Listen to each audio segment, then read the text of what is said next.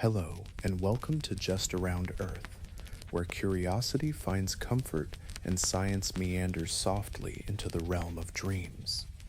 Tonight, we embark on a journey that stretches far beyond the written word, beyond the first symbols etched in stone, and the earliest melodies shared around a flickering fire.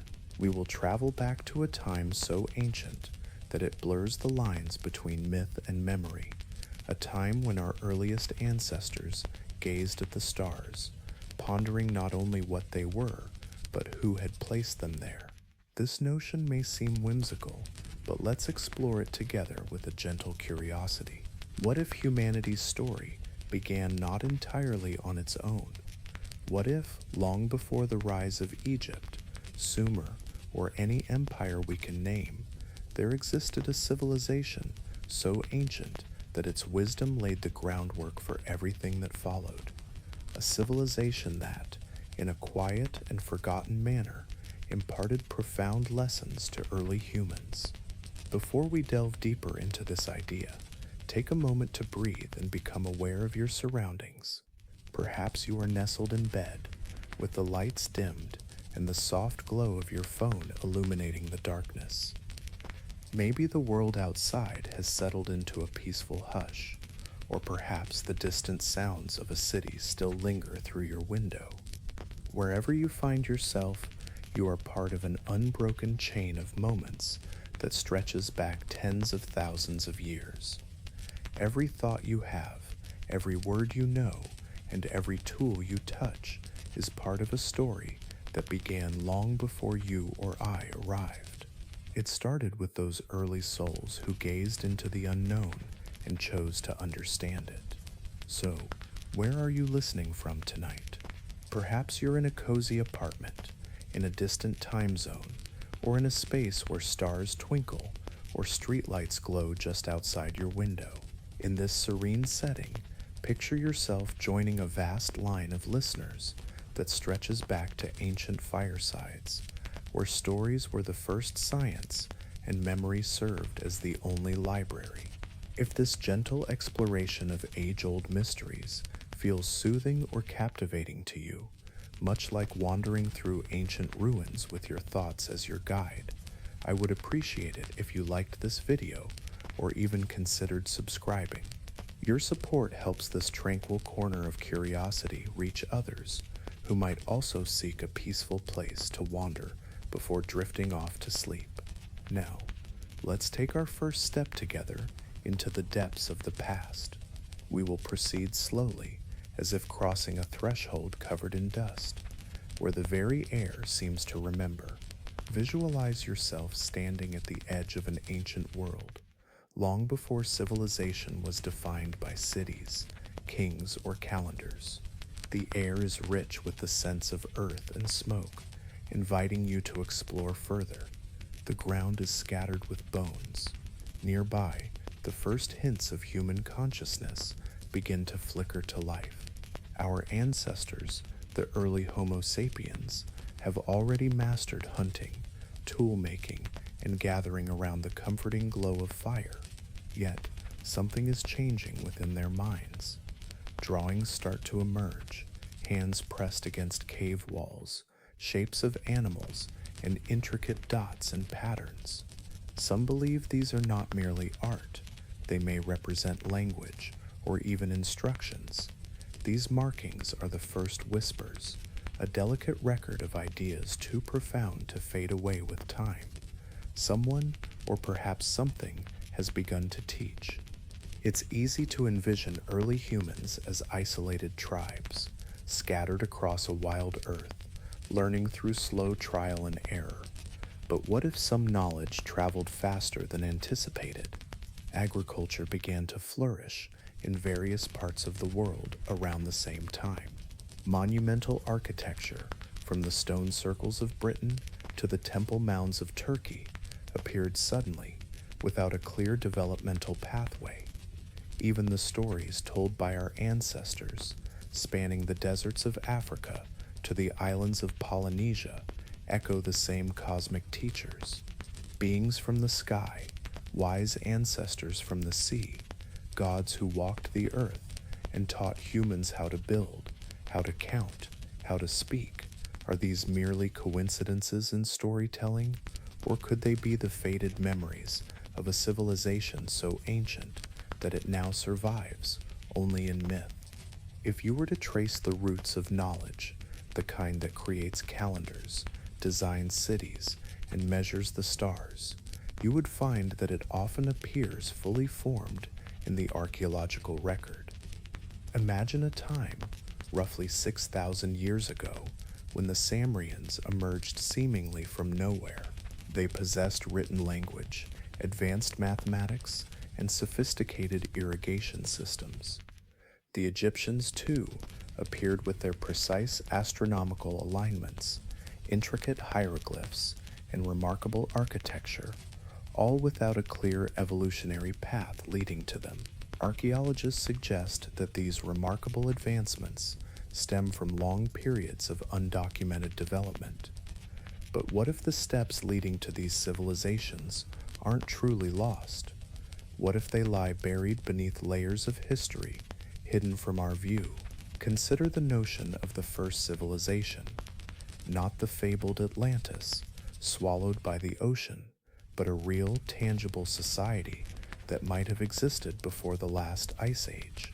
Back then, sea levels were much lower, and vast areas now submerged were once vibrant communities. Around 12,000 years ago, as the Earth warmed, the ice melted, and oceans rose over 100 meters, consuming coastlines and potentially entire cultures. If such a civilization thrived along the coastlines, wise and maritime, it would have been all but erased by the waves, leaving only scattered remnants. These remnants might be the ancient ruins now lying beneath the waters off the coasts of India, Japan, and the Mediterranean. Take a moment to reflect on this idea. What stories might these submerged ruins tell us, if only they could speak? Why does this matter to you? Knowledge doesn't simply disappear, it travels and endures. It lives on through stories and rituals that have become so ancient, we rarely question their origins. Consider the alignment of early temples with the solstices, the counting systems woven into myths, and the collective memories of floods and builders. These may be echoes of that initial great transmission of knowledge. If a previous civilization truly imparted wisdom to early humans, those lessons wouldn't be confined to books. Instead, they would be embedded in our behaviors, our biology, and even in our innate curiosity. Teaching is one of humanity's most instinctive acts. We engage in it effortlessly. Parents guide children, elders share wisdom with the young, and across generations, ideas evolve and spread. Now, envision that this instinct is not solely ours, but something we have inherited. Picture the first humans learning how to transform clay into bricks, how to track the stars to mark the seasons, and how to carve stones that endure for millennia. Imagine those early teachers observing quietly as their students adapt, spread, and eventually forget who first guided them. There is something both haunting and comforting in the notion that all of civilization could be an echo of a lesson far too ancient to name. Wouldn't you agree that this reflection invites deeper contemplation? Archaeologists often depict the emergence of civilization as a sudden spark igniting in various corners of the world. But what if it wasn't just a spark? Imagine it as a hand passed down through generations. This inheritance may have started in a forgotten place and spread through migration, storytelling, and imitation. Consider the ruins at Gürbüz P in present-day Turkey. These structures date back at least 11,000 years, built by hunter-gatherers long before agriculture was supposedly invented. The intricate carvings found there are complex, symbolic, and intentional. They suggest a level of organization, purpose, and shared knowledge that challenges conventional theories. It's as if these ancient builders possessed an understanding of how to construct, align, and remember. If you could walk among these early creators, you would encounter individuals who had yet to coin the term civilization. Yet they held the essence of it within their minds. They may not have had kings or currency, but they possessed geometry, astronomy, and rituals. Where did these concepts originate? Some believe in gradual evolution, while others suggest they stem from instructions, lessons remembered faintly, preserved in symbols, and handed down until those symbols became sacred. Shapes like the circle, the cross, and the spiral appear in nearly every ancient culture, long before any contact occurred. What might this tell us about the shared human experience? Imagine for a moment that knowledge is like an ancient language, one we've forgotten how to interpret. Reflect on how much of what you know comes from others. The way you tie your shoes, hold a utensil, read a book, or even tell time. None of these skills were discovered in isolation. You exist within a web of invisible inheritance.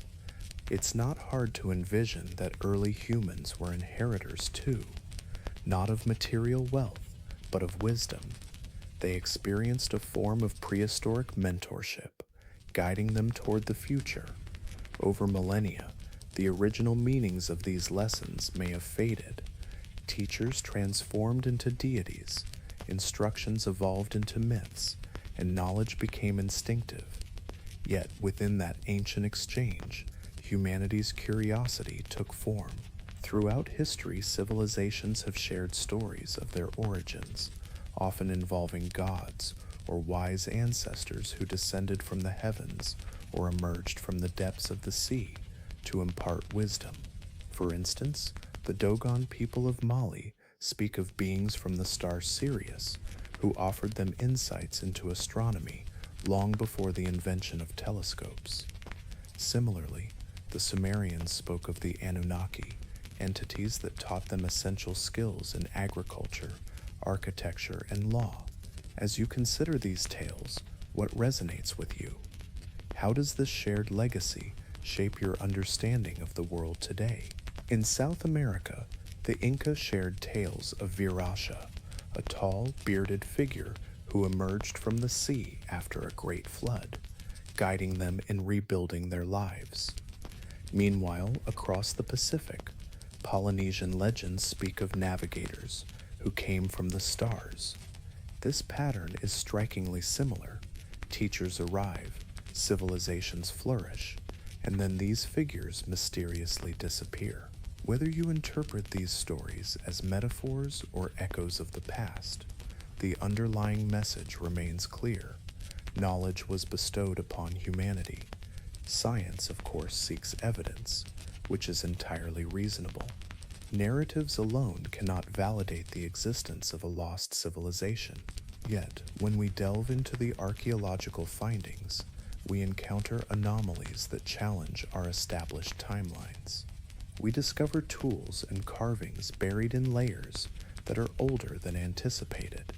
There are maps from the early Renaissance depicting coastlines that were unknown before modern exploration. There are megalithic structures that showcase engineering skills we still debate today. Individually, none of these discoveries confirm the existence of ancient teachers. However, collectively, they weave a narrative of humanity striving to reclaim knowledge, as if climbing back toward wisdom that was once lost.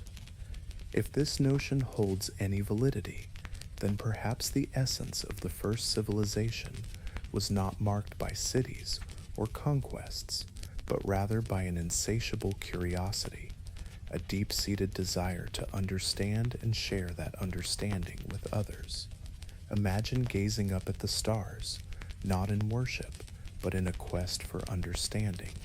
Consider monuments not as mere tombs, but as textbooks carved in stone, holding lessons for generations. Perhaps the most remarkable achievement of our ancestors wasn't a grand structure or an ingenious invention, but the simple act of teaching, igniting a curiosity that continues to inspire us today. As we explore the remnants of our past, we often do so with a sense of quiet arrogance, believing that progress is a straight line and that our ancestors were primitive. But what if true intelligence is not defined by technology alone, but by the depth of understanding? What if those ancient builders possessed knowledge that we are only now beginning to rediscover?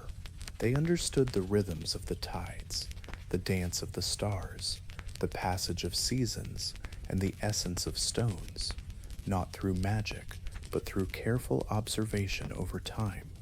Every one of us is shaped by memory, not just our individual memories, but a collective memory that stretches back through countless generations. The design of a tool, the cadence of language, the instinct to gaze at the night sky, all of it is inherited. When we refer to a first civilization that imparted wisdom to early humans, could it be that we're not talking about a specific empire or group of people? Instead, we might be speaking of that pivotal moment when memory transcended instinct, when knowledge began to travel beyond the physical self, outliving those who first unearthed it. Take a moment to reflect on this idea. What if the past holds secrets waiting to be rediscovered? Would you be willing to delve deeper into this shared heritage? If you listen closely, you can almost envision those early teachers. They are not distant figures, but reflections of our own curiosity. They may not have constructed spaceships or solved complex equations, yet they grasped the significance of sharing their knowledge. Perhaps that is what connects us to them. We continue to gather to learn, to share stories with those who follow in our footsteps. We still gaze upon the world and ponder, how does it work? Why are we here? What came before us? As the night deepens and you feel the gentle pull of sleep, hold on to the thought that you are part of an unbroken chain of learning, reaching back to the very first spark of thought on this planet. Maybe the first civilization didn't truly vanish. Perhaps it has transformed into us. It's easy to forget that for most of our existence, we lived without cities, calendars, or clocks. The narrative of humanity is largely a quiet one, etched not in grand monuments, but in the dust of the paths we walked and the ashes of fires that flickered out long ago. Before civilizations rose to be remembered, or historians began to record, there were simply people, families, wanderers, hunters, dreamers. They lived attuned to the rhythms of light and shadow, hunger and rain, the distant sounds of animals, and the shapes of stars above. In those simple, yet perilous lives, the very foundation of what we now call civilization began to emerge.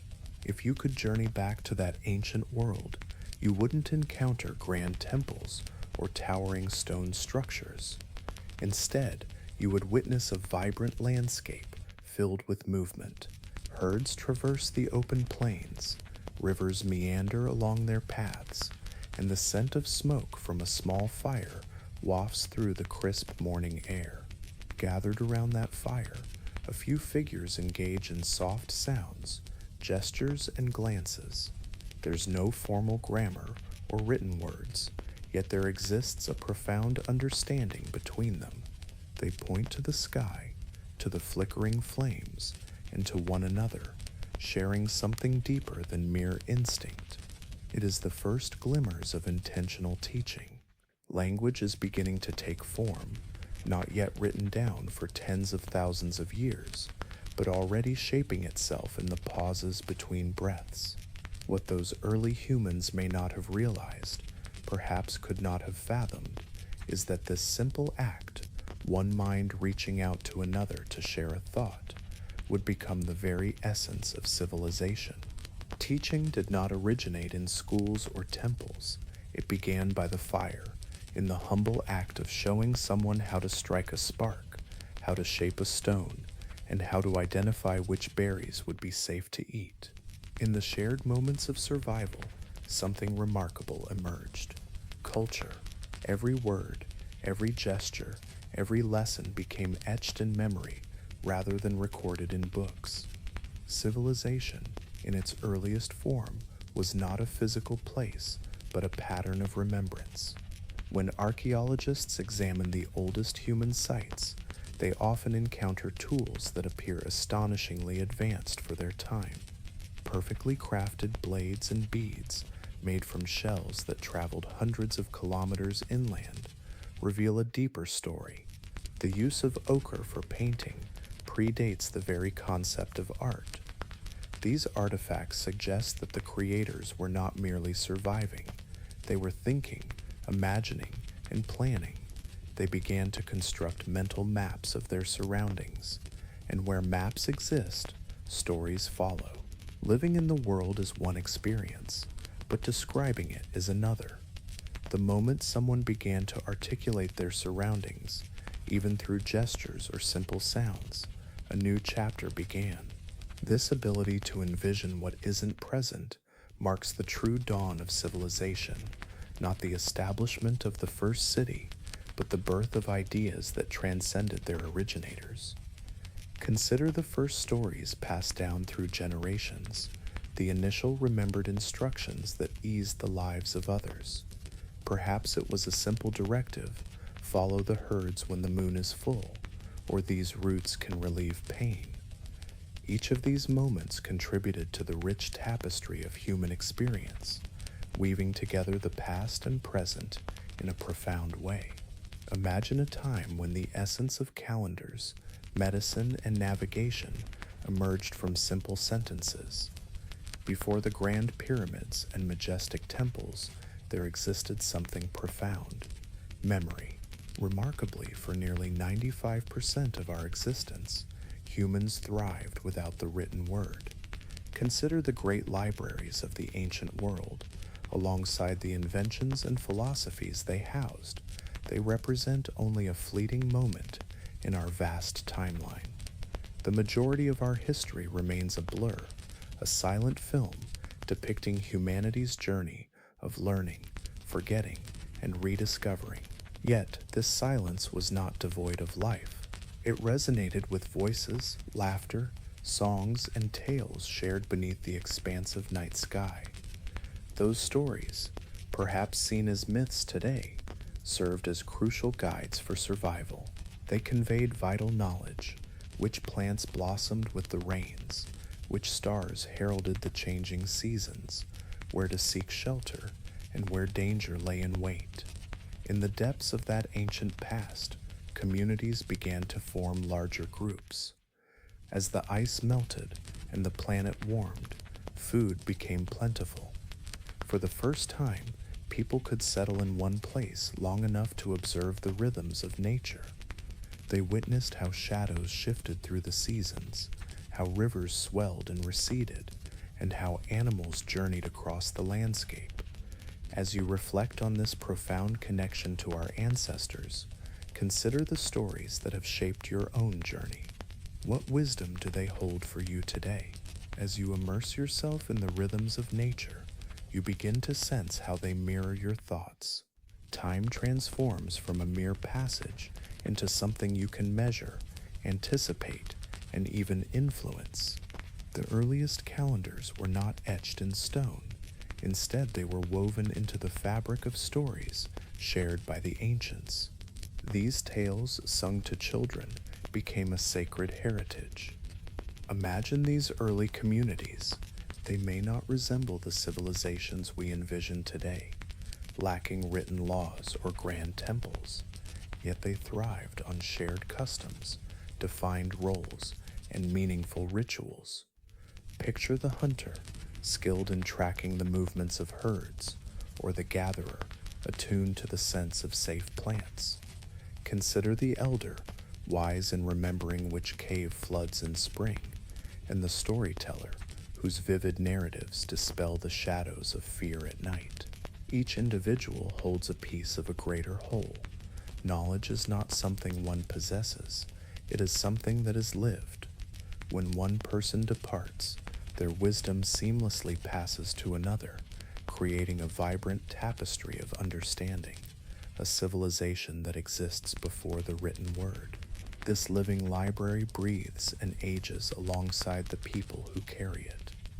Can you imagine the warmth of sitting around a fire, listening as someone paints a picture of the stars? It's a reminder that those same patterns will grace the sky once more next year. Imagine the comfort that comes with knowing the past can repeat itself, allowing you to prepare for what lies ahead. That moment marks the birth of the future. It signifies a remarkable shift from merely reacting to the world around you to predicting and planning for it. It must have felt almost miraculous to realize that the universe follows a rhythm and that humanity could learn to move in harmony with it. When archaeologists uncovered sites like Blumbus Cave in South Africa, revealing carved pieces of ochre dating back over 70,000 years, they discovered something profound. Symbolic thought emerged far earlier than we had previously believed. Those markings were not random, they were intentional and symmetrical, possibly serving as a code or a ritual.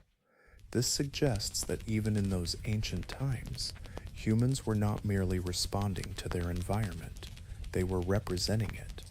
Representation is the foundation of all culture.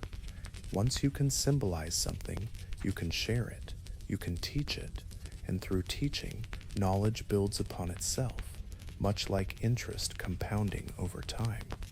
Each generation inherits not just discoveries, but also the understanding of the previous one. Eventually, small groups evolved into larger communities. Villages emerged, where people exchanged not only food, but also ideas, beliefs, and dreams. The first artists began to paint animals they may never have hunted, depicting scenes that might never have occurred. Isn't it fascinating to consider how far we've come? Imagine for a moment that those ancient paintings were more than mere images. They could be stories, prayers, or even flights of imagination. Regardless of their intent, they reveal a remarkable truth.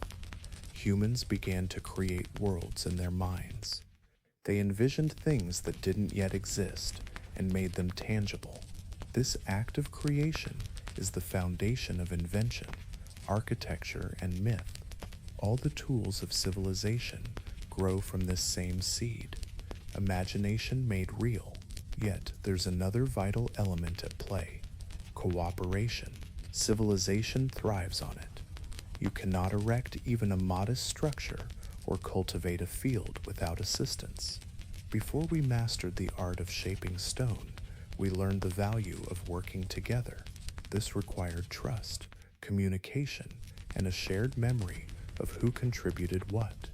In essence, the earliest forms of governance were not just monarchies or councils.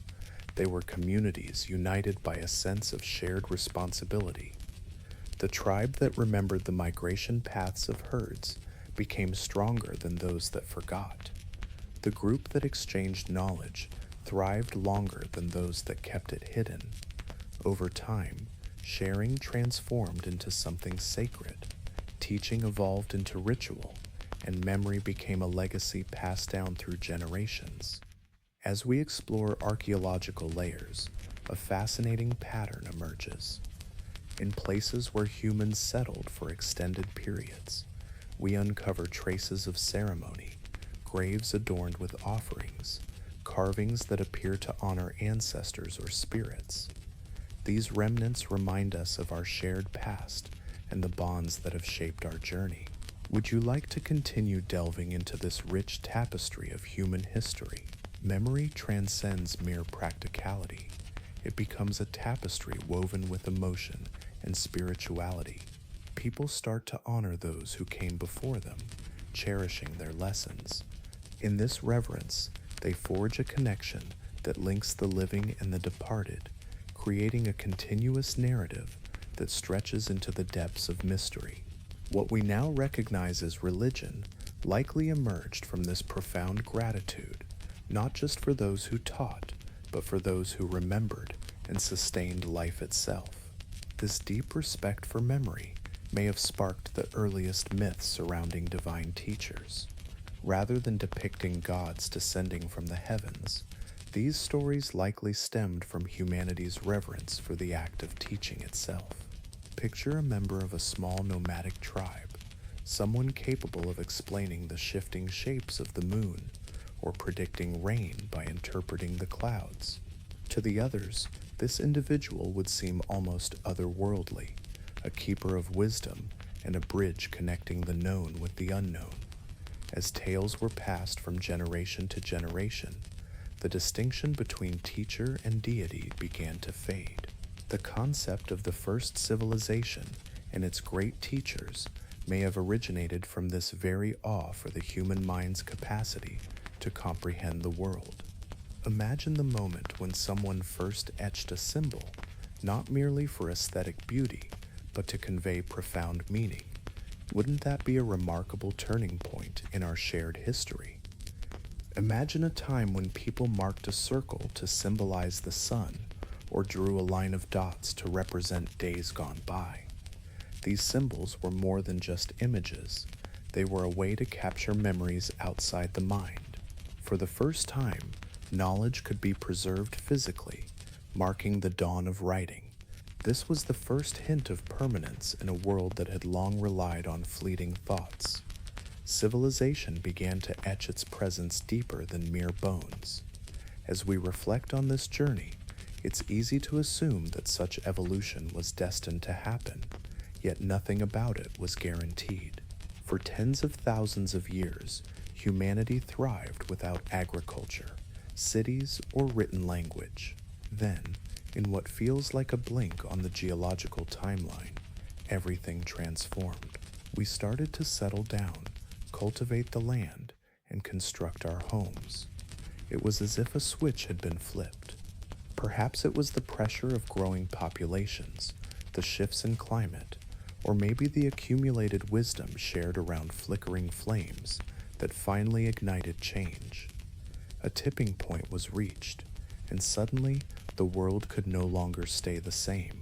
What's truly fascinating is that when the earliest civilizations emerged, they seemed to possess knowledge that suggested a deeper understanding of the universe. They had insights into geometry, astronomy, and even basic medicine. There's a striking lack of evidence for gradual experimentation during those formative stages, hinting at a remarkable leap in human thought and capability. Imagine a time when knowledge flowed like a river through generations, carried by voices long before it found its way to the page. The earliest civilization may not have been defined by a single place or people, but rather by an era, a time when humanity spread across the globe, awakening together. Each generation adds a new layer to this unfolding story. Perhaps those who came before us expressed their understanding through song or carvings rather than ink, yet the essence remains unchanged. We inherit the world as they perceived it, building upon their foundations and passing it forward. Civilization, before names and borders, resembled an unbroken melody, each voice contributing, yet the song never fading. Even today, faint echoes linger in our oldest myths. In rituals whose meanings may have slipped from our grasp, we still engage in practices like lighting candles, gazing at the sky, and marking the passage of time. These actions are echoes of an ancient rhythm, one that predates recorded history. Take a moment to reflect on what it must have been like to live in such a world, one without a written history. Every discovery would feel like the first, and each day would offer a new lesson. Picture looking at the horizon, unaware of the concept of distance, or witnessing lightning without a word for power. How profound that must have been. Imagine witnessing birth and death, yet lacking the words to distinguish between them. That world wasn't primitive. It was pure. It marked the dawn of thought, striving to comprehend itself. Civilization, in this light, didn't begin with the construction of walls. It began when we started asking questions. Even after countless years of progress, we continue to grapple with the same inquiries. Where did we come from? Who guided us? How did we evolve into who we are today? The answers may lie hidden beneath ice or ocean, or perhaps they are concealed within our own actions, woven into the way we instinctively share knowledge with one another, endlessly. Before civilization even had a name, it was already alive within us, waiting to be recalled. The night may be long, but history stretches even further. As your mind wanders through these reflections, the boundaries between past and present start to fade. The individuals who adorned cave walls, who gazed upon the first dawn of a new season, who looked up at the stars and pondered their meaning, they are not lost to us. They exist in every word we speak, every idea we share, and every small act of understanding that brightens our world. In that enduring connection, we remain gathered around the fire, still learning, still remembering the lessons imparted by the first teachers. As the flames dim to glowing embers, the narrative unfolds, drawing our gaze toward those who may have ignited the initial fires of wisdom, the forgotten architects of knowledge. Isn't it fascinating how silence can carry such profound memories? We often believe that for something to be remembered, it must be documented in words or spoken aloud. Yet the past can also linger in forms, in arrangements, and in the quiet precision of creations designed to endure beyond mere names. These architects of knowledge didn't leave behind journals or manifestos. Instead, they gifted us stone, symmetry, and enigmas that continue to make even the most logical minds pause, tilt their heads, and ponder the how of it all. By the time we see recognizable civilizations emerging, complete with writing, rulers, and codified laws, it feels more like a continuation than a new beginning. The Sumerians were already measuring the heavens with such precise mathematics that echoes of their work resonate in our current systems of time. The Egyptians aligned their temples and pyramids with celestial precision, a feat that even modern instruments struggle to surpass. The builders of Stonehenge tracked solstices and eclipses using stone circles that challenge our understanding of their age. Isn't it remarkable how these ancient legacies continue to inspire curiosity? Let's take a moment to reflect on their impact and perhaps invite ourselves to explore further, or simply to rest in this wonder for a while. These remarkable achievements do not stand alone. They emerge as if the groundwork had already been laid, as though whispers of ancient instructions have drifted from a long-buried past, perhaps from beneath the depths of the sea. Picture yourself at one of those timeless sites, Gibechi, Baalbek, the pyramids, or Machu Picchu. Feel the cool stones beneath your fingertips. You are connecting with something crafted by human hands thousands of years ago, using tools that seem almost inadequate for such extraordinary precision in conditions that appear impossible. Consider the massive blocks at Baalbek in Lebanon, each weighing hundreds of tons.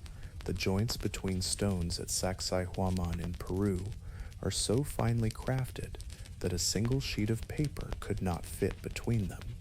These accomplishments reveal not just physical strength, but also deep knowledge, geometry, leverage, and meticulous planning. They reflect the memory of a civilization. Someone possessed insights that later generations would have to painstakingly rediscover over centuries. We label these builders as ancient, yet perhaps that term doesn't capture their essence fully. They might have been the inheritors of something even older, a legacy passed down through times of catastrophe and forgetfulness. When the Ice Age concluded, sea levels rose over 100 meters, submerging entire regions beneath the ocean. What stories might lie hidden in those depths? Imagine a world where ancient civilizations thrived in places like Sunderland, near Indonesia, or Dogland, nestled between Britain and Europe. Vast stretches of the Indian and Pacific coastlines could have been home to bustling communities. If these people built homes, organized their lives, traded goods, or studied the stars, their cities might now lie silent beneath the waves, their stories hidden under layers of silt. Yet fragments of their existence linger. Off the coast of India, divers have discovered submerged structures that resemble streets and walls. In Japan's Yononi, terraces carved into underwater rock appear almost intentionally crafted. What could they be?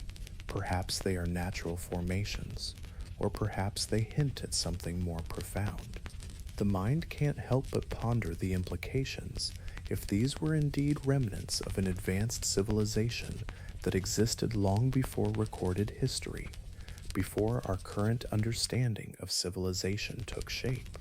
Such a civilization would have been nearly erased by the relentless passage of time.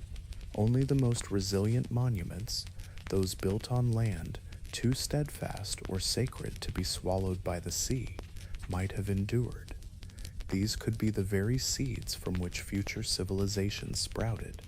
Picture the survivors of that lost world, carrying fragments of their knowledge inland, star maps, agricultural techniques, a sense of proportion and measure, passing this wisdom on to others. Over generations, the origins of that knowledge would become a tapestry of stories, woven through time. Imagine a world where teachers become legends, their homes transformed into sanctuaries, and their vessels into celestial chariots.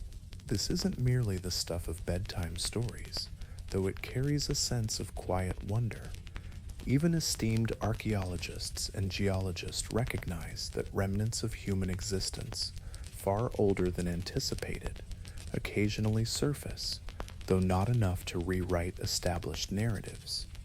A crafted tool here, a fire pit there, a shard of pottery found in unexpected layers. Each discovery ignites debate. Is it contamination, coincidence, or a hint of something grander? As we uncover more, the once clear timeline of progress begins to resemble a mosaic. Pieces are missing, colors fade, edges don't quite align, yet they all contribute to a singular image. When you step back to observe this mosaic, patterns start to emerge. Across various continents, the oldest monuments reveal shared characteristics. They are monumental in scale, meticulously aligned with celestial events, and constructed in ways that seem intended not just for endurance, but for enlightenment. Take the site at Tobek, where stone pillars are thoughtfully arranged to track stars and seasons, or consider the Great Pyramid in Egypt, whose sides align almost perfectly with the cardinal directions. This intricate alignment invites reflection on our past and the enduring wisdom embedded in these ancient structures. Perhaps as you ponder these connections, you feel a sense of curiosity about what else might be hidden in the layers of our history.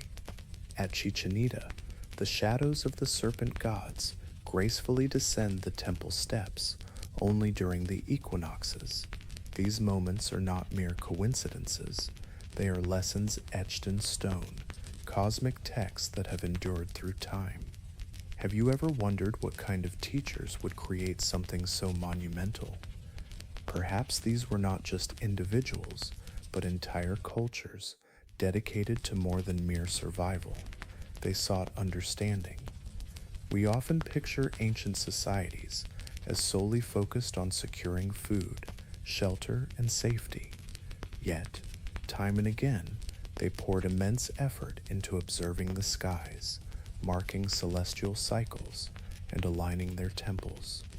These were not idle pursuits, they were purposeful acts of remembrance. To gaze upon the heavens is to measure time, to anticipate seasons, to grasp the essence of change. Recording that knowledge in stone serves as a message to the future. We knew this once. Remember it. There's something profoundly humbling about that sentiment. When knowledge first emerges, it feels like a discovery. But when it reappears after countless years, it resonates like a memory. The architects of this wisdom were likely not gods or extraterrestrial beings, as some myths suggest. Instead, they were humans, individuals whose minds were just as capable as yours, whose curiosity was fueled by the need to survive, and whose hands crafted with confidence and purpose. Imagine a time when patience was the only tool needed for calculation. No computers were required, just a deep understanding of weight and balance that still captivates modern engineers. Think about the stones of Pumapunku in Bolivia. These remarkable structures are carved with such precision that some feature perfectly straight grooves, right angles, and drilled holes that seem crafted by machinery. Yet, they were shaped over 1,000 years ago, possibly using only simple copper tools. The truth remains elusive. Explanations vary, ranging from lost techniques to an oral tradition of engineering that predates recorded history. Perhaps it encompasses both. While the methods may have been ancient, the minds behind them were unmistakably human, creative, determined, and endlessly curious. It's easy to romanticize these mysteries, envisioning hidden powers or lost technologies. But what if the reality is even more extraordinary in its simplicity? What if the forgotten architects weren't magicians or deities, but rather teachers? Teachers who understood that the greatest gift lies not in invention, but in the ability to transmit ideas clearly enough that they outlive their creators. To construct something so enduring that it continues to teach, even when the words are lost to time. Imagine each temple, each stone circle, and each alignment as a hidden classroom. These open-air libraries were not simply built for deities, but for future students yet to be born. Across various cultures, there exists a profound reverence for the act of teaching. The ziggurats of Mesopotamia, the step pyramids of Mesoamerica, the earthen mounds of North America, and the dolmens scattered throughout Europe all reflect a shared impulse to mark, preserve, and educate. These ancient structures remind us that civilization is not merely about comfort, it is about continuity. It's a chain of understanding that stretches back through time, with its origins rooted in the lives of those whose names have faded from memory. Sometimes, the insights left by these ancient architects are subtle, manifesting not as grand monuments, but as precise measurements. In various ancient sites around the globe, similar ratios emerge: geometric constants, angles, and proportions. The golden ratio, the relationship of a circle to pi, and the sacred geometry reappear as if intricately woven into the fabric of human existence. We often view mathematics as a human invention, but perhaps it is more akin to a rediscovery. It may be that our ancestors, in their observations of the world, recognized these proportions in nature, within shells, plants, and the curvature of the horizon, seeing in them a universal rhythm. How might this understanding connect us to those who came before? When they constructed their masterpieces, they did so in harmony with the rhythm of their surroundings. Their creations have stood the test of time. The architects we often overlook didn't merely shape stone, they shaped how we perceive the world. By embedding knowledge into the very structures around us, they made it tangible and visible. As you gaze at an ancient edifice and feel a profound calmness, a sense of proportion that resonates almost like music, you are experiencing the echo of their thoughts. The language of balance they communicated remains clear, even after thousands of years. This is the brilliance of conveying ideas through form rather than mere words. While words may fade with time, stone withstands the ages. Yet even stone is not impervious to the relentless passage of time. Earthquakes can shift it, winds erode it, and rain gradually smooths it away. What remains is often fragmented and enigmatic, leaving us to piece together the stories of the past.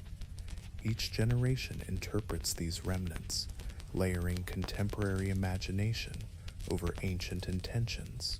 Sometimes our interpretations align with the truth. Other times we project our own aspirations onto history. Regardless, the connection remains. We continue to learn from those early architects, even if the lesson is one of humility. It serves as a reminder that knowledge is not a linear ascent, but rather a circle. We rediscover what was once understood, inviting you to reflect on this journey of exploration. Would you like to continue exploring this connection? Or perhaps take a moment to rest? You share your insights, hoping that someone in the distant future will grasp their significance. Perhaps those early builders didn't seek personal remembrance. They may have constructed not for glory, but for continuity. They wanted to ensure that when the world transformed, when floods surged, empires crumbled, and languages faded, the essence of understanding would endure. They imparted knowledge on how to measure time, align with the stars, and find balance, both in a tangible sense and on a cosmic scale. Their monuments could be seen as textbooks disguised as temples, survival guides etched in metaphor. If this holds true, then they succeeded. Here we are, thousands of years later, still engaging with their work, still contemplating their meanings, still inspired to ask the same questions they once pondered. Where do we come from? How does the world function? What occurs when we forget? These questions form the bedrock of all science, philosophy, and faith. The architects didn't merely provide us with structures, they offered us a framework for thought. As you wander through a museum or view photographs of ancient ruins, it's natural to feel a sense of awe that teeters on disbelief.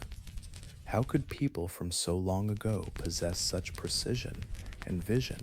Yet, perhaps that disbelief reveals more about us than it does about them. You may have noticed how we often measure intelligence through technology, linking progress with the new and innovative. Yet, consider the minds that envisioned the first temples, those who charted the stars using only their sight and patience. These thinkers were just as capable, if not more so, because their very survival depended on it. Without machines, they relied on deep understanding. Without books, they depended on memory. In a world free from the distractions we face today, they listened to their surroundings with intent. The architects of the past were not confined by our narrow definitions of civilization. They didn't draw a line between science and spirituality or separate art from engineering. For them, constructing a temple was as much about creating harmony as it was about building structure. The same stone that framed the cosmos also framed their beliefs. The same calculations that predicted the solstice informed their rituals. In their worldview, knowledge wasn't fragmented, it was a unified whole. This wholeness allowed them to create in ways that still leave us in awe. It's comforting to think that within each of us, we carry echoes of that same unity. When we admire symmetry, trace the sun's journey across the sky, or feel the satisfaction of solving a problem or completing a creation, we resonate with their legacy. You are part of that continuum, connected through time and thought. Imagine the first teachers, the builders of our understanding, the architects of knowledge, long forgotten. While their names may have faded, their influence remains alive in our hands, our eyes, and our instincts. If we could bridge the vast distance of time and engage them in conversation, what wisdom might they share? Perhaps they would remind us to hold on to what we've learned. They might tell us that each generation must rebuild, relearn, and reinterpret. Forgetting is intertwined with learning, and loss is an essential part of continuity. The knowledge that endures is not static. It thrives on adaptation. As the stars move across the night sky, the thought lingers that we are still their students. We walk the same earth beneath the constellations they once observed. We apply the same mathematics they glimpsed in the world's design. We continue to seek meaning in the patterns of sky and stone. Though the architects of old may have vanished, their lessons persist.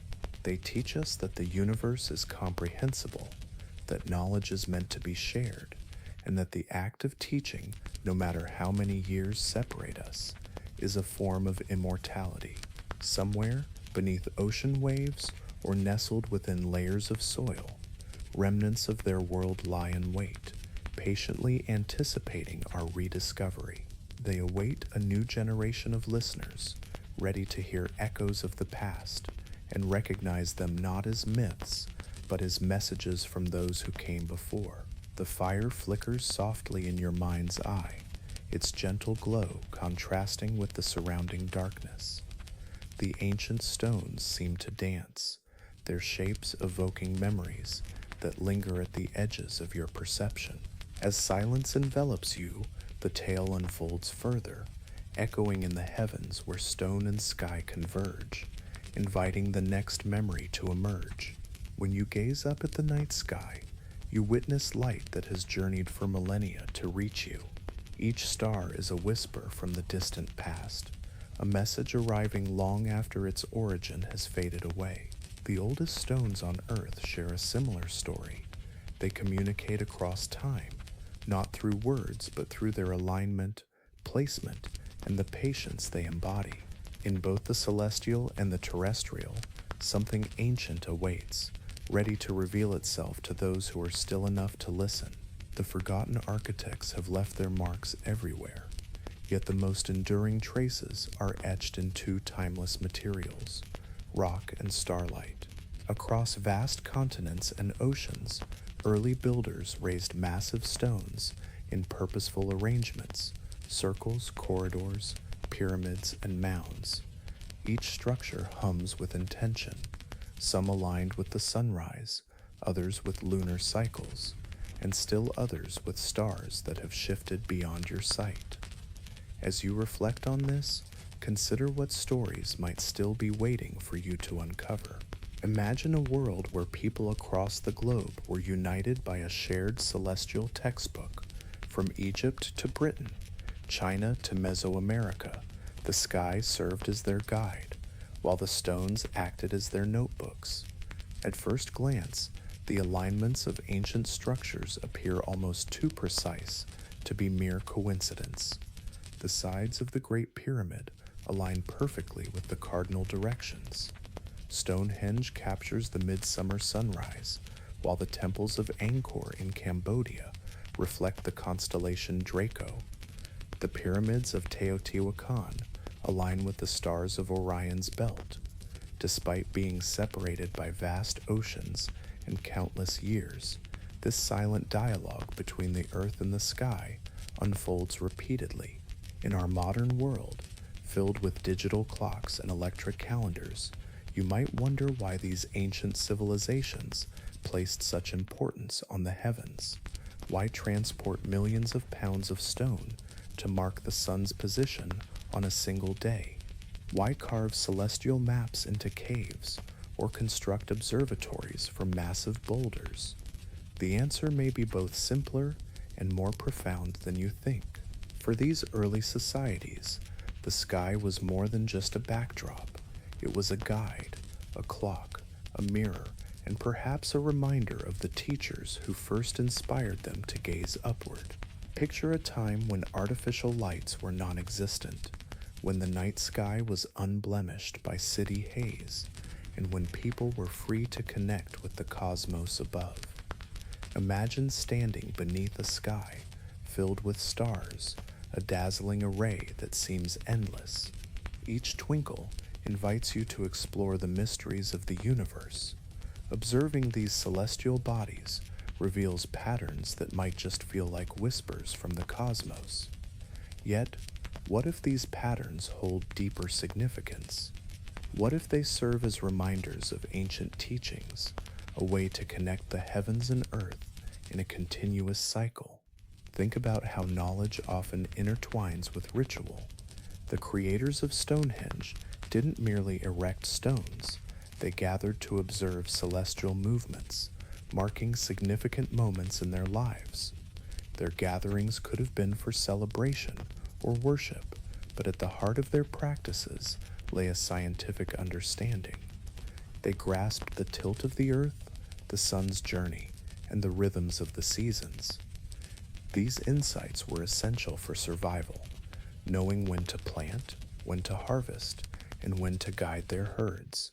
Yet there might have been something more profound, a nostalgia for a tradition that predates their spoken language. This tradition, taught by those who first gazed at the stars with purpose, carries a legacy of connection. In the deserts of Egypt, this same instinct took on monumental form.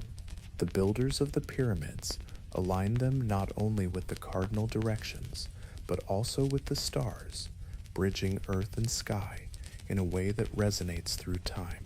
The shafts within the Great Pyramid align perfectly with the ancient positions of Orion and Sirius, two of the brightest stars that hold deep mythological significance in human history. The Egyptians believed their gods originated from these constellations. Yet perhaps the tale began as something more practical, an effort to synchronize their calendar with celestial cycles.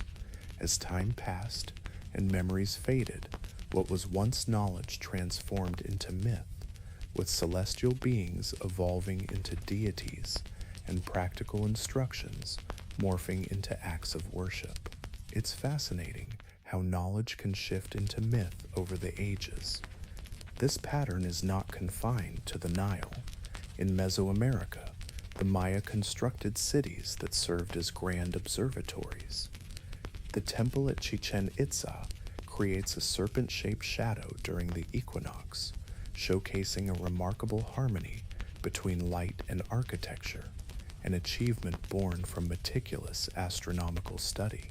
To create such a phenomenon, they needed to understand not only the sun's movements, but also the tilt of the earth and the geometry of their horizons. They were not alone in this pursuit. The builders of Teotihuacan, centuries before, aligned their main avenue with the setting of the Pleiades, a star cluster intricately connected to agricultural cycles. Consider how these ancient civilizations intertwined their understanding of the cosmos with their daily lives. Isn't it intriguing how the stars guided them in both practical and spiritual ways? Let's take a moment to reflect on this connection.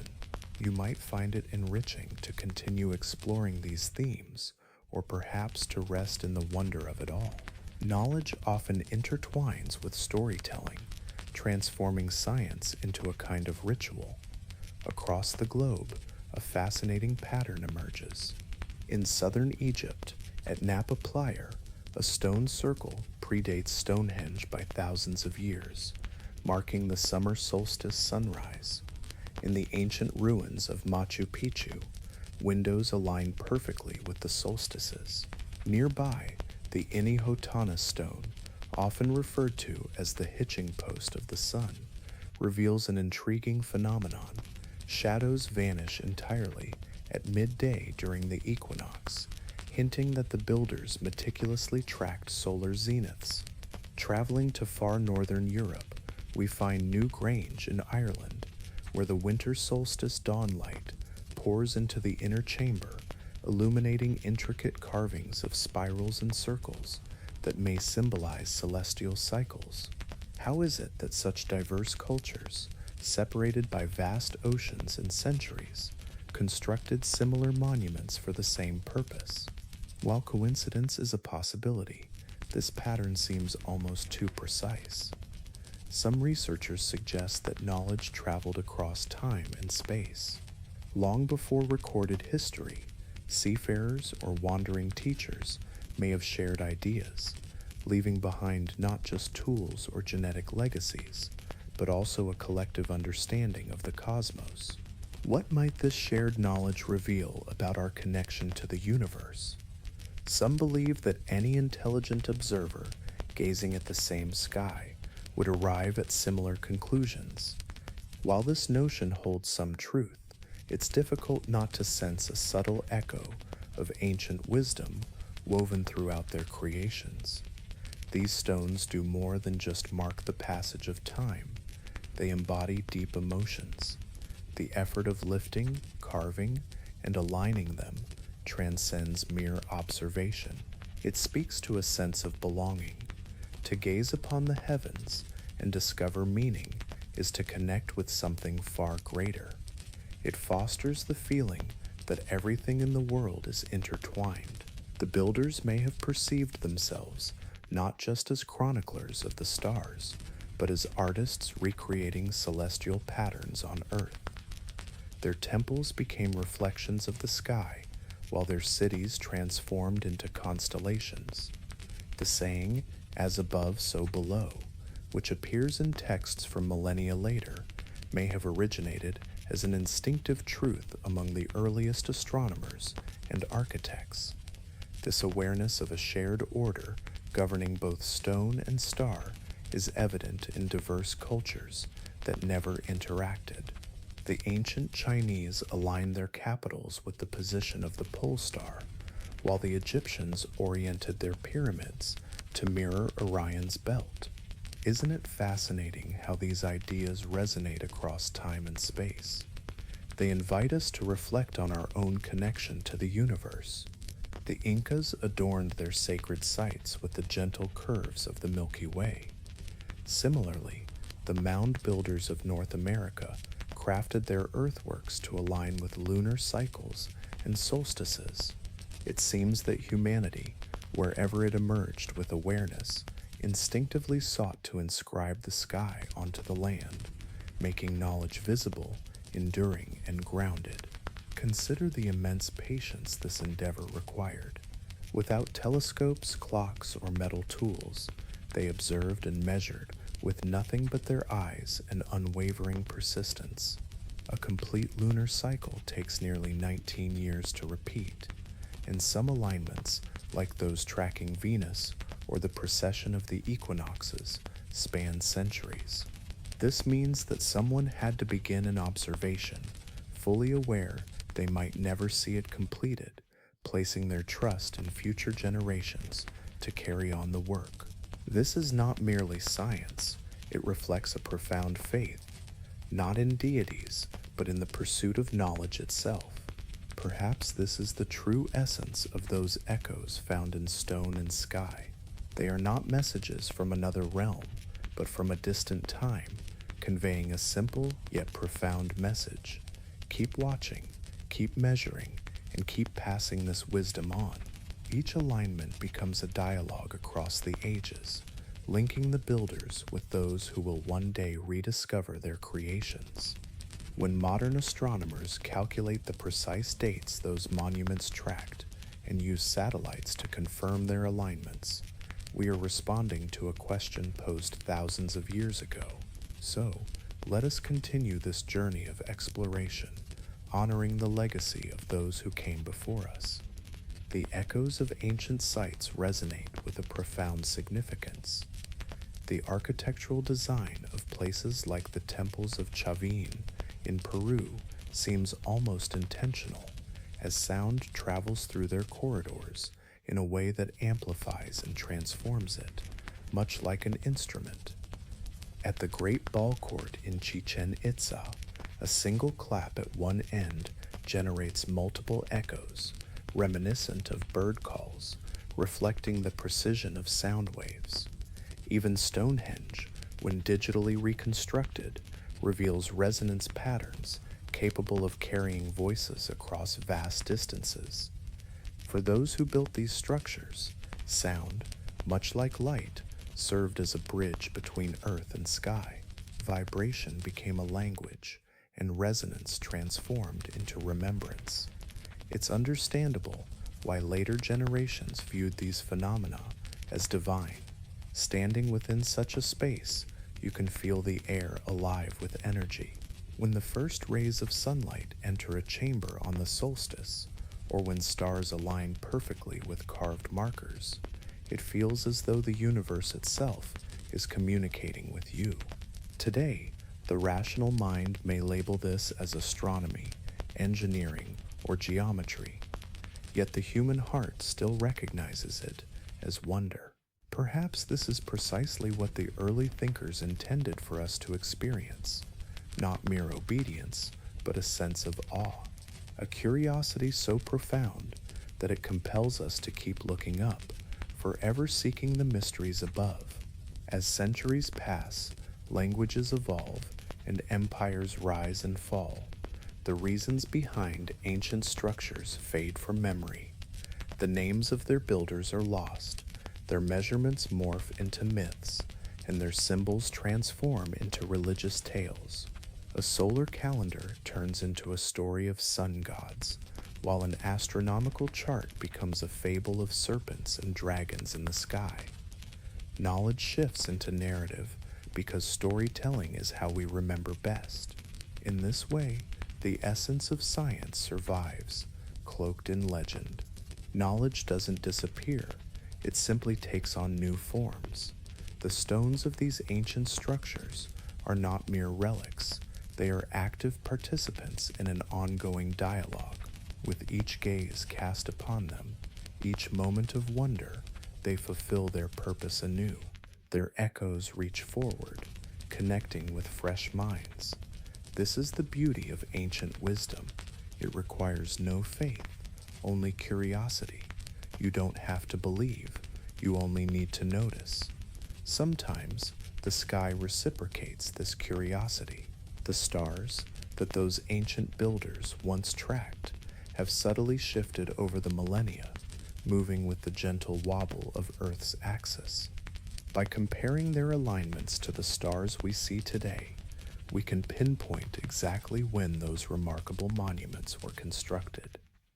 Imagine the sky as a keeper of memories, each glimmering star a timestamp etched in light.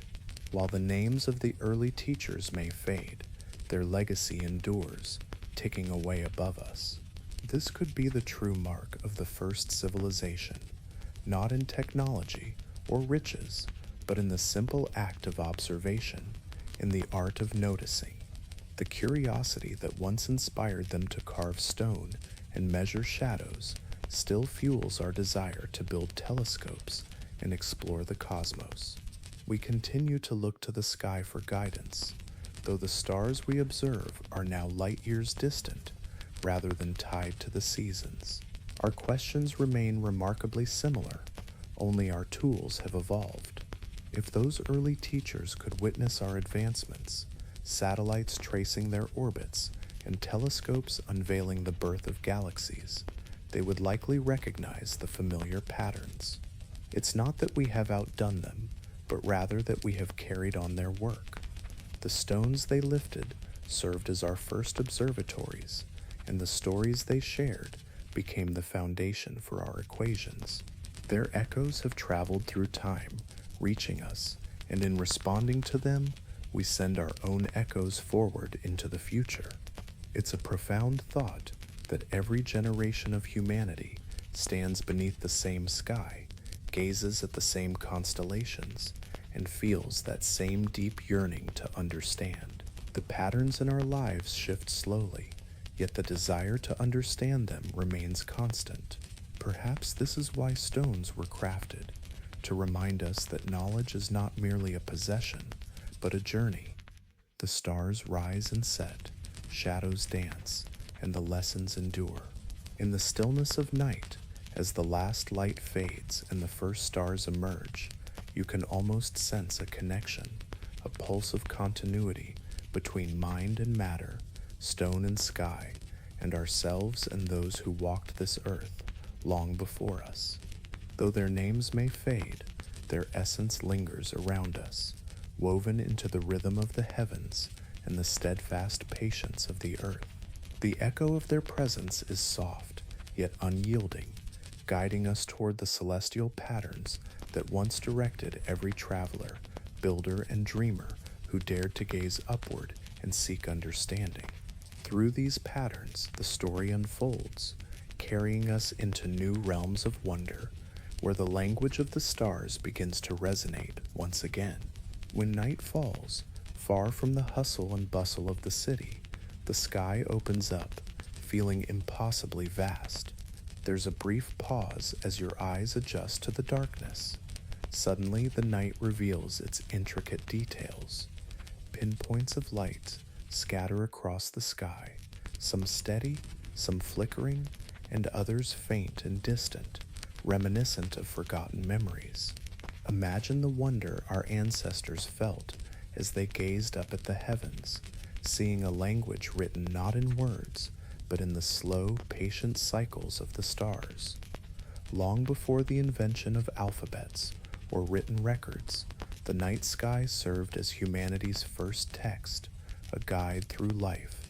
For those who lived before civilization had a name, the sky was not merely a backdrop, it was a source of instruction. The stars provided direction, guided migrations, measured time, and told stories. The night sky functioned as the original classroom, with each constellation offering a lesson. What we now call myth was once a vital method of memory, a system that helped people navigate, engage in agriculture, and ensure survival. When they pointed to Orion, the Pleiades, or the Southern Cross, they were not merely identifying shapes, they were recalling patterns, marking seasons, predicting weather, and sharing histories that had yet to be recorded. Across cultures, the sky served as both a map and a mirror. It reflected not only geography, but also belief. The same star patterns were recognized by different names in various languages, yet they often served the same purpose: to teach, to remember, and to connect. For instance, in the Northern Hemisphere, certain constellations signaled planting times for farmers in Greece. Take a moment to reflect on this rich history. How might the stories of the stars resonate with your own experiences? As you ponder this, consider how the sky continues to inspire and guide us, inviting us to explore further, or simply to pause and appreciate its beauty. As the sowing season unfolds in Maui, sailors across the Pacific find their navigation cues written in the stars. This celestial message, seen by eyes separated by vast distances, resonates with a powerful urgency. Now is the moment to take action. Now is the time to start anew. The stars communicate not through words, but through timing, and those who pay close attention often find a way to endure. What's truly fascinating is the shared understanding of this stellar language among ancient cultures. From the nomads of Arabia to the astronomer priests of Mesoamerica, the approach remains remarkably consistent. Observe, document, predict, and repeat. By studying the heavens, these early societies mastered the rhythms of nature, knowing when the rains would arrive, when rivers would swell, and when animals would migrate. Yet, in the midst of this meticulous observation, a shift began to occur. The patterns they noted transcended mere practicality and took on a sacred significance.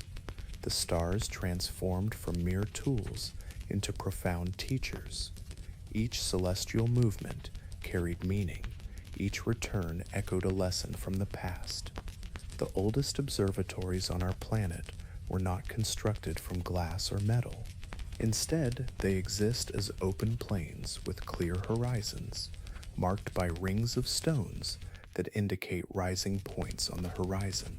In Napa Playa, deep within the Sahara, a stone circle that dates back over 7,000 years still stands, celebrating the midsummer sunrise.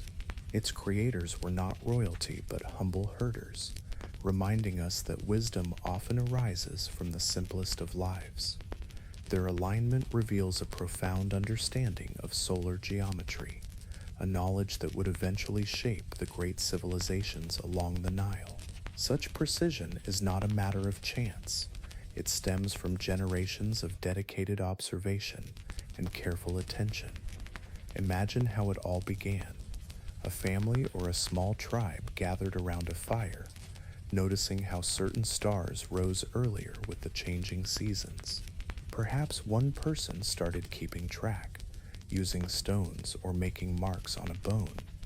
Over time, these observations transformed into predictions. When this star appears, the rains will soon follow.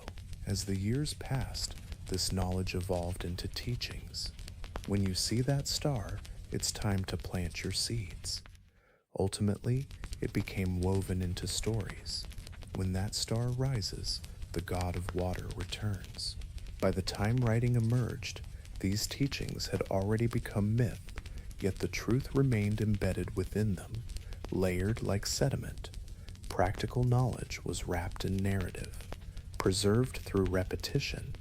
This isn't merely poetic, it's literal. The stars became a syntax of survival, and the night sky served as the blackboard where it was inscribed. Every culture crafted its own grammar. For instance, the Egyptians relied on the heliacal rising of Sirius to predict the flooding of the Nile.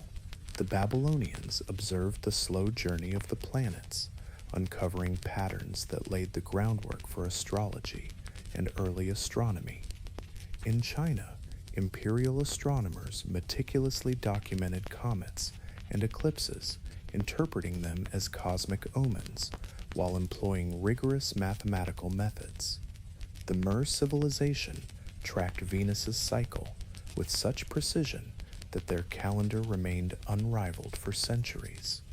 Across the globe, interpreting the sky meant grasping the rhythm of the earth. Imagine, long before these systems took shape, someone must have shared the first way to gaze upward. It's a thought that quietly resonates throughout this entire history. How did various cultures begin their exploration in such similar ways? They aligned with solstices, monitored lunar cycles, and divided the year by the stars. It's tempting to think they all made these discoveries independently. Yet, there's a deeper possibility that hums like a soft signal through every culture. What if our gaze at the stars was inherited, a legacy passed down from those who came before us? The first teachers who perceived the sky as a system of messages might have instilled that habit in us. As you look at the sky today, you witness the same celestial movements that guided those early learners. As the earth turns, the stars seem to drift, and the constellations gently shift and return. Each night unfolds in a familiar pattern, each year a comforting cycle. The ancients found reassurance in this repetition, a promise that the universe holds an order, suggesting that chaos is merely a trick of perception. The stars rise and fall with remarkable precision, and within that predictability lies comfort. If one could anticipate the movements of the sky, perhaps life itself could also be predicted. This may explain why early temples served as observatories. Aligning stone with the heavens was more than a physical act. It was a way to connect human existence with the cosmic order. Even today, scientists uncover remnants of this celestial symmetry in ancient sites. For instance, the layout of Teotihuacan corresponds to the 260-day ritual calendar of Mesoamerica. The temples at Angkor align with the precession of the equinoxes, while the megaliths at Callanish in Scotland track lunar standstills that occur only every 18.6 years. These are not mere coincidences born of superstition. They are intricate calculations woven into the fabric of devotion, mathematics seamlessly integrated into architecture. The builders understood precisely what they were doing. They were inscribing their knowledge in stone, crafting a language of shadows and light, embedding astronomical truths into their monuments. It's captivating to consider how the stars served as both a tool and a metaphor. As humans began to notice patterns in the sky, they discovered these patterns echoed in rivers, mountain ranges, and even the paths of animals. The heavens became a foundational reference for structure itself. The ancient saying, "as above, so below," encapsulates this idea, which has persisted through the ages. The cosmos offered a model for the order of human life. The first cities were designed like constellations, and the earliest laws mirrored celestial cycles.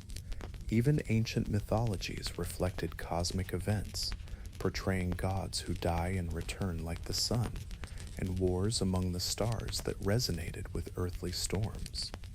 The sky served as both scripture and science, intertwined in a way that seems foreign to our modern categorization of knowledge. We often separate astronomy, religion, mathematics, and art. Yet, for those early observers, these fields were a unified discipline. To study the sky was to grasp the essence of existence itself. Each eclipse, solstice, and conjunction formed part of a grand pattern, with humanity intricately woven into it. This is why ancient astronomers were also priests, storytellers, and engineers. They were not merely describing the stars, they were translating their meanings. The cosmos felt close, not distant. Have you ever felt that deep connection to the sky? Some researchers suggest that our fascination with it may stem from something even deeper, perhaps biological. Our brains are naturally inclined to detect patterns. This instinct has been crucial for our survival.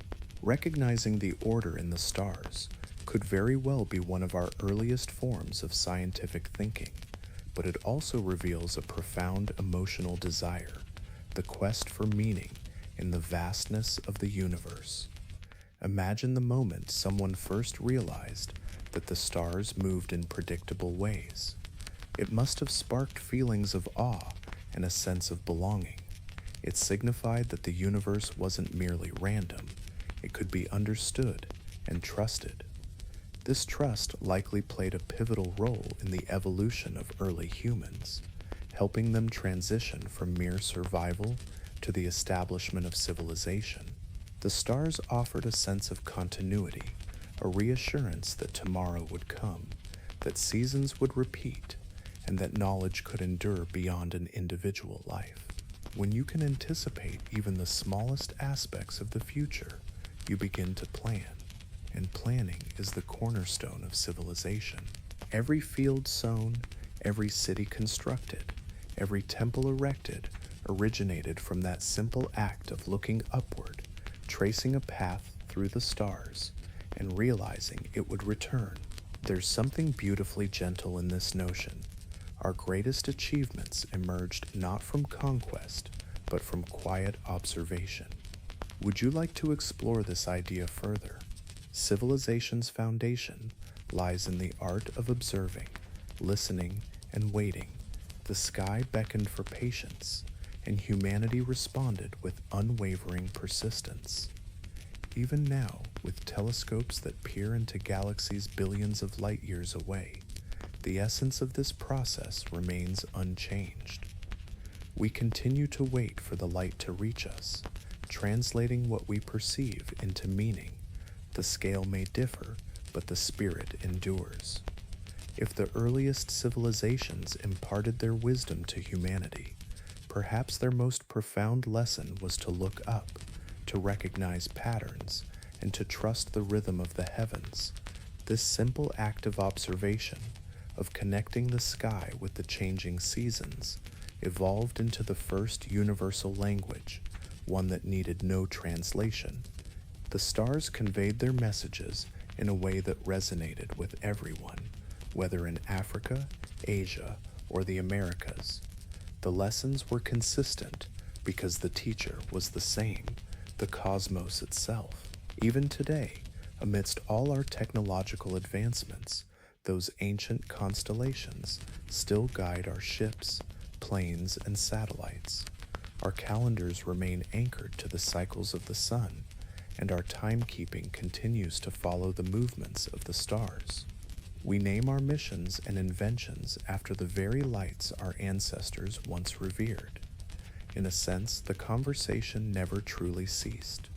The sky continues to speak, and we, in our modern dialect, still respond. Take a moment to envision the profound connection we share with the cosmos in its earliest form. Picture yourself standing in an open field at night, surrounded by darkness, with only the flickering fire and the stars illuminating the sky. The gentle whisper of the wind fills the air. Those constellations above are not mere patterns. They are our steadfast companions. They emerge when food is plentiful, when journeys commence, and when new life enters the world. Each star serves as a marker in a living calendar, and to forget their significance would mean losing touch with the essence of life itself. The people who first understood this celestial language passed it down like a cherished melody, simple and memorable, ensuring its survival through the long silences of generations. Even as the first cities rose and the nomadic lifestyle faded, they carried that song within them. They adorned their ceilings with the sky's beauty, carved its essence into stone, and oriented their streets to align with the heavens. The sky transformed into architecture, a testament to a profound legacy.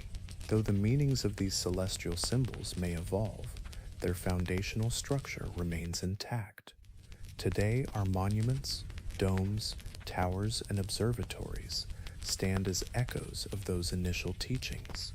The instinct to look upward has never abandoned us. It is woven into the very fabric of our being. Some scholars propose that our deep-seated fascination with symmetry, proportion, and harmony, the qualities we associate with beauty, might trace back to this ancient bond with the stars. The cosmos exists in a delicate balance. Throughout history, you have sought to recreate this equilibrium in everything you create. From music to mathematics, from art to engineering, you translate starlight into tangible forms. The original language of the universe never ceases, it merely shifts in dialect. When you consider it this way, every act of curiosity becomes a form of remembering. Every equation, every compass, every telescope continues a conversation that began when someone first looked up and said, "There, the first civilization may be gone." Their teachers are long silent, but the language they taught still fills the night sky. Above you, this language remains constant and calm, waiting to be deciphered once more. The stars do not shout or demand attention. They simply exist, endlessly repeating their patterns, indifferent to whether anyone is observing. Yet, you have always watched. Entire philosophies have been built on their stillness, and mythologies have sprung from their movement. You measure your life against their cycles, trust in their return, and find meaning in their silence. In this quiet observation lies the essence of what you call progress. Somewhere, deep in the vastness of the universe, their light continues to arrive, inviting you to reflect and engage. As long as there are eyes to gaze upward in wonder, the language of our ancestors will continue to resonate. The words are etched in light, yet their true essence resides in the minds that learn to interpret them. This is perhaps the most profound legacy left by our earliest teachers. They remind us that understanding is not something to be owned or passed down. Rather, it is a treasure rediscovered, much like constellations that return to the same night sky. As night unfolds, the constellations may begin to fade with the dawn. Their messages, absorbed for another day, linger quietly but persistently. The horizon begins to brighten, and somewhere someone watches it, experiencing the same awe as those first learners. They trace the light, recalling the lessons of the stars, what they once taught, and what they still have to share. When the first seeds were sown, a pivotal change occurred in the human narrative. It marked not just the dawn of agriculture, but the birth of memory taking root in the earth. Before this, people roamed with the herds, followed the rivers, and read the sky as a guide for migration. However, the moment someone chose to stay, to dig into the soil, to wait patiently, trusting in the invisible promise of return, humanity was transformed forever. So, as you reflect on this journey, consider the echoes of the past and the lessons that still await discovery. Take a moment to breathe in this connection to our shared history. Would you like to explore this further, or perhaps take a moment to rest?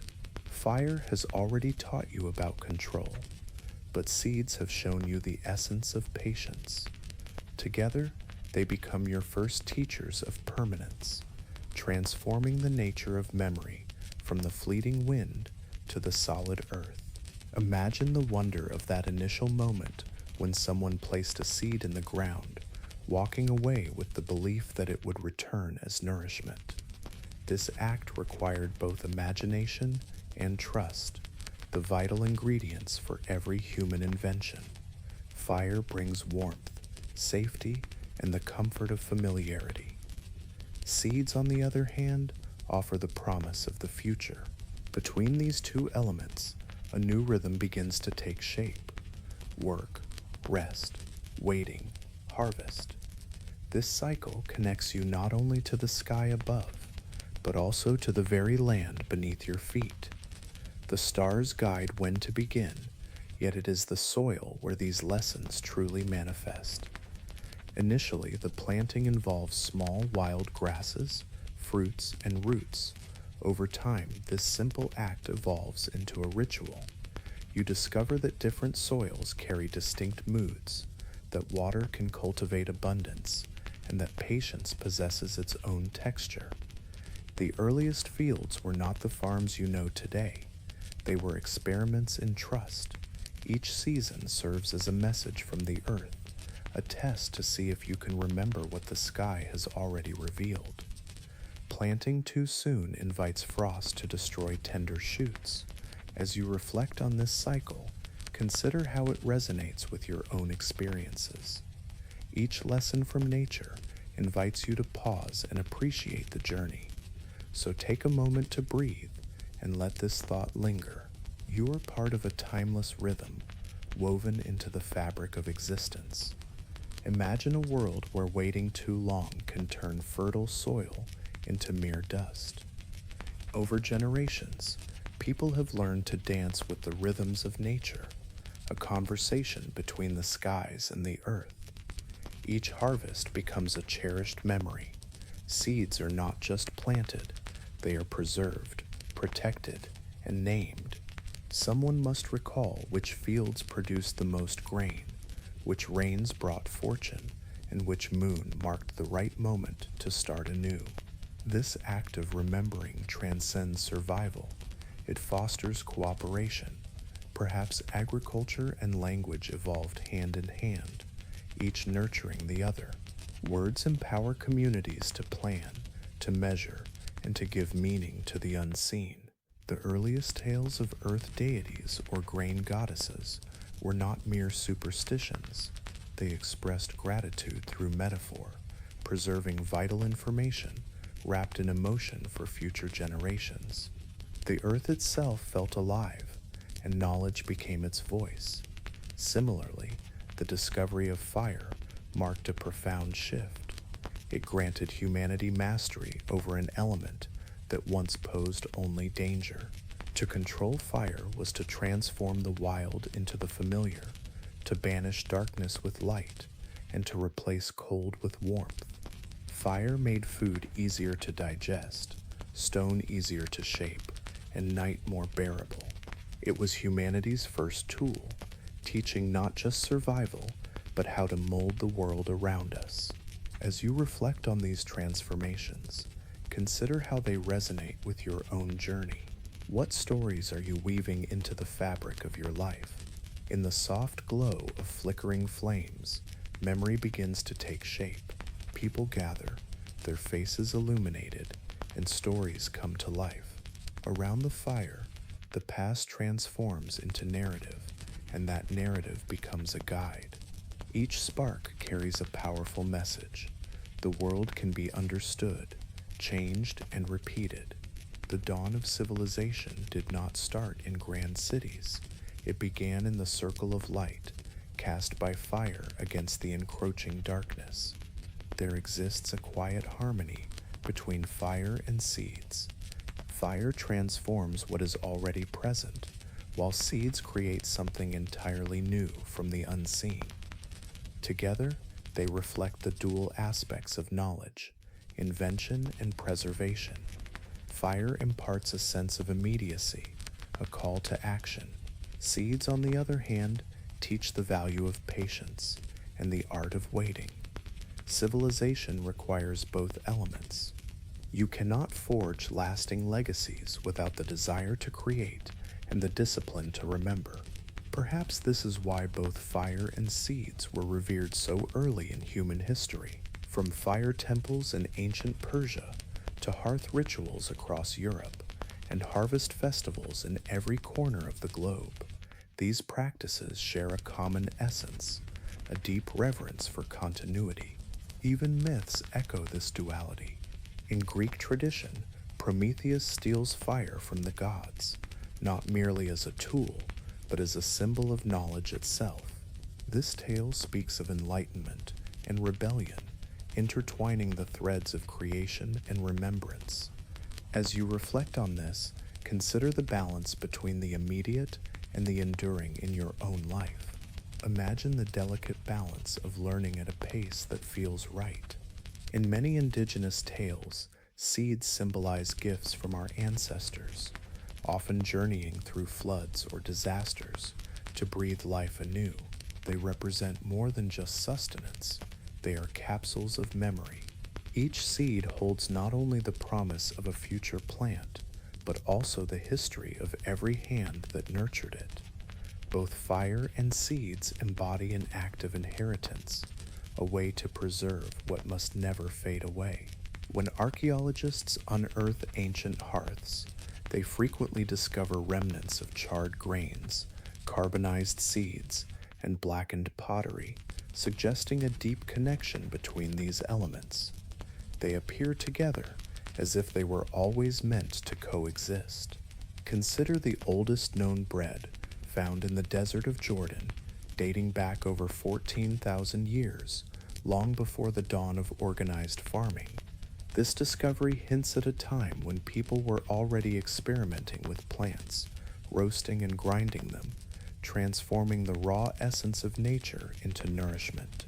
Fire not only turned basic food into something to be shared, it may have sparked humanity's first true ceremony, transforming necessity into ritual and ritual into lasting memory. Similarly, the advent of agriculture was about more than mere survival. As people began to plant with intention, they embarked on a journey that connected them deeply to the earth and to each other. This act of cultivation was not just about feeding bodies, it was about nurturing a shared legacy. Take a moment to reflect on this profound relationship with our past. Would you like to continue exploring this journey together? Imagine a time when humanity began to stabilize the flow of time itself. A field requires a calendar, even if it exists only in the mind. Someone had to remember when to till the soil, when to sow seeds, and when to harvest the fruits of labor. Those who held this knowledge became the teachers of their communities. Their wisdom transformed into power, and with power came the need for structure. This leadership emerged not as kings or armies, but as guidance, a gentle hand showing the way. The person who knew when to plant was just as vital as the one who knew how to spark a fire. Knowledge that once flowed freely around the warmth of the hearth began to settle into roles, traditions, and forms of authority. civilization took another step toward permanence. You can trace this evolution in the very soil beneath your feet. Early agricultural sites like Jericho and Catalhoyuk reveal layers of rebuilding homes constructed, abandoned, and then rebuilt on the same ground for generations. This repetition is memory made tangible. Each layer represents a decision to stay, to claim a piece of land, to pass down a place rather than just a story. Before this, human memory thrived in movement, through songs, mental maps, and tales carried across vast distances. Now it found a home. The land itself became a storyteller, its layers forming a script. Every wall rebuilt is a word in an ongoing sentence about belonging. The connection between seeds, fire, and memory goes far beyond mere metaphor. As you reflect on this journey, consider how these elements intertwine in your own life. What stories do the layers of your own experience tell? Have you ever considered how the simple act of storing food led to the discovery of preservation? Techniques like smoking meat, sealing pots with heat, or using ashes to protect seeds from pests were all experiments in time. Each method allowed people to stretch the present into the future. Those who mastered these techniques could plan for seasons ahead. With planning came foresight, and with foresight emerged the concept of legacy. Suddenly, the future became something tangible, something we could prepare for. This transformation altered the very shape of human life, shifting from circular wandering to a linear progression. We began to measure not just days, but years, generations, and lineage. Fire gave us control over the moment, while seeds offered a way to influence what comes next. This change might also explain why memory became so intricately linked to ritual. Activities like planting, harvesting, cooking, and sharing food evolved into ceremonies that echoed the same story. Death transformed into life, and effort was rewarded with abundance. Knowledge began to flow through action, turning each season into a rehearsal of history. When we light candles, bake bread, or tend to our gardens today, we are engaging in practices that connect us to lessons older than any written record. These acts are quiet continuations of what the first teachers shared with our ancestors. They remind us that to care for something outside ourselves is to remember where we came from. So, as you reflect on these rituals, consider what they mean for you and the legacy you wish to carry forward. When you explore the evolution of early settlements, you can almost witness the formation of a collective memory. At the heart of these communities was a hearth, surrounded by storage spaces, with fields stretching beyond. Above it all, the sky served as both calendar and compass. Civilization emerged as a tapestry of layered memories. Fire symbolized the present, seeds represented the future, and the stars provided guidance. Each element was essential. Remove one, and the entire structure faltered. When they remained united, knowledge flowed effortlessly through time. Some researchers suggest that early agricultural societies did not just cultivate plants, they also nurtured the concept of memory itself. They developed the practice of recording, cataloging, and repeating vital information. Simple tokens, once used to represent grain, evolved into symbols and eventually into writing. The clay tablets, marked with impressions, served as the earliest bookkeeping tools, meticulously tracking stores and exchanges. From this foundation, the first scripts emerged.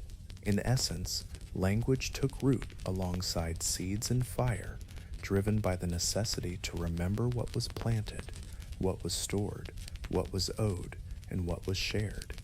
Words transformed into vessels of continuity. This intricate connection between the physical and the mental not only shaped our surroundings, but also influenced our thoughts. Neuroscientists studying memory often describe it as associative, highlighting how our experiences intertwine to create a rich tapestry of understanding. Would you like to reflect on how these early practices resonate with your own experiences? New information connects seamlessly with what has come before. Early humans didn't merely memorize facts, they lived them. Planting was not just a chore, it was an act of remembrance. Cooking became a way to pass down traditions. The body absorbed lessons through repetition, while the mind might forget. This is why so much ancient knowledge has survived through oral tradition for countless generations. It was woven into the rhythm of life, the movements of daily tasks. Civilization, before it was ever written down, was a performance. Even the earliest monuments likely arose from this deep desire to preserve patterns. The same patience that guided a farmer in planting crops may have also influenced the careful placement of stones. Both actions are about aligning hand, tool, and intention. A farmer aligning rows of crops and a builder positioning stones toward the stars share a common discipline, transforming observation into something permanent. This unity of purpose, which transcended continents, might explain why agriculture and architecture emerged together in so many cultures. As people learned to cultivate the land, they also discovered how to nurture memory. Over time, the interplay between seed and fire evolved into symbols of greater significance. In mythology, fire often embodies intellect, while seeds signify renewal. Together they create a cycle, knowledge that not only illuminates, but also sustains life. Take a moment to reflect on this connection. How do these themes resonate with your own experiences? Feel free to continue exploring these ideas, or simply rest in this moment of contemplation. Ancient philosophers may have unknowingly embraced a profound duality. The act of creating and nurturing reflects two facets of the same instinct, a pattern that dates back tens of thousands of years to gatherings around campfires and in gardens. The very essence of human thought mirrors this dynamic. Inspiration ignites like a flame, while understanding develops gradually, much like a seed.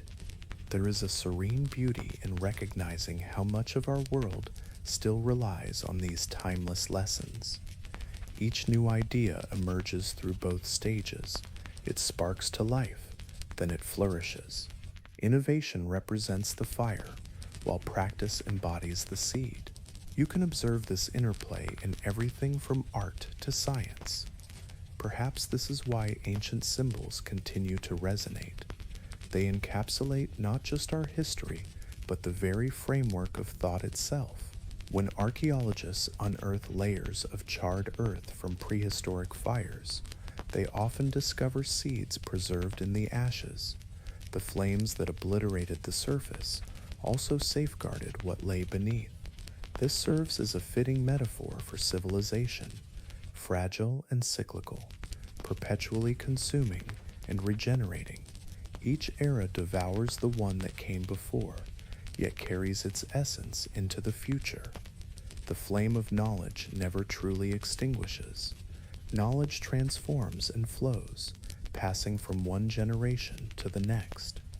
Imagine if the first civilization grasped this idea intuitively. By teaching humanity to harness fire and cultivate the earth, they would have shared a vital understanding.